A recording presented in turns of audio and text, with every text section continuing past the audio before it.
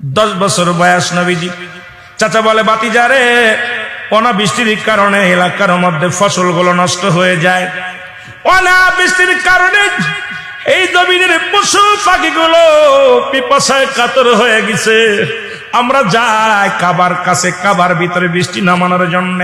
আজকে 40 জন বড় বড় নেতারা, বড় বড় যে নেতা, এক একটা কমের 40 জন নেতা যাবে কাবার শরীফে। আমরা কান্নাকাটি করে কাবার কাছে বৃষ্টি চাইব, কাবার কাছে বৃষ্টি চাইব। বৃষ্টি যদি হয় তাহলে আমরা বেঁচে যাব, পশুগুলো বেঁচে যাবে। জোরে জোরে বলেন আল্লাহু আকবার। আমার নবী ডাক দিয়ে বলে, চাচা গো, আমার লয়ে যান, আমিও যাব।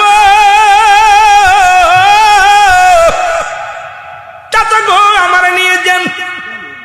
আবু তালিব বলে, না না, তোমাকে নিয়ে যাবে না। তুমি যে কি হবে, বড় বড় নেতারা আইব, তারা নামি দামি মানুষগুলো কাবার কাছে বৃষ্টি নামানোর জন্য যাবে। আমিও তাদের মধ্যে একজন নেতা। সব বড় বড় নেতাগুলো আসবে, তুমি বাচ্চা মানুষ, তুমি ওখানে যাবা কেন? আবু তালেবকে ডাক দিয়ে বলে, চাচা গো, আমি গেলে আমার আল্লাহ রহমতের বৃষ্টি দান করবে। জোরে জোরে বলেন মারহাবা। রহমতের নবী পিছে পিছে রওনা হয়ে যায় রে। 40 জন নেতা কাবার মধ্যে প্রবেশ করলেন। কাবার মধ্যে প্রবেশ করিয়া একত্রিত একটা পাতিলের মধ্যে হাত ডুবাইয়া দিয়া, পশুর রক্তের মধ্যে, জানোয়ারের রক্তের মধ্যে হাত দিয়ে বলে, কাবা বৃষ্টি দাও, এ দেবতা বৃষ্টি দাও, এ দেবতা আমাদের বৃষ্টি দাও, পানি দাও। নবীজিকে ঢুকতে দেন নাই। 10 বছর বয়স নবীজি।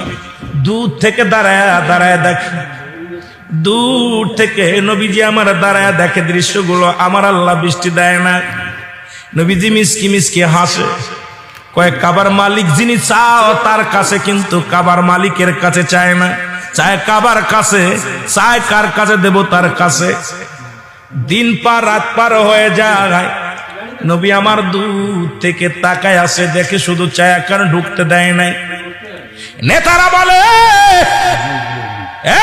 আবু তালিব, আজকে মনে হয় দেবতা আমাদের বৃষ্টি দেবে না, বৃষ্টি নামবে না। বৃষ্টি আমাদের কপালে কষ্ট আছে। এর সবাই নবীজি আস্তে আস্তে চলে গেলেন কাবার ভিতরে। যা দেখে 40 জন নেতা, 40 নেতা পাতিলের মধ্যে রক্ত দিয়া, হাত দিয়া বসে আছে বৃষ্টির জন্য। রহমতের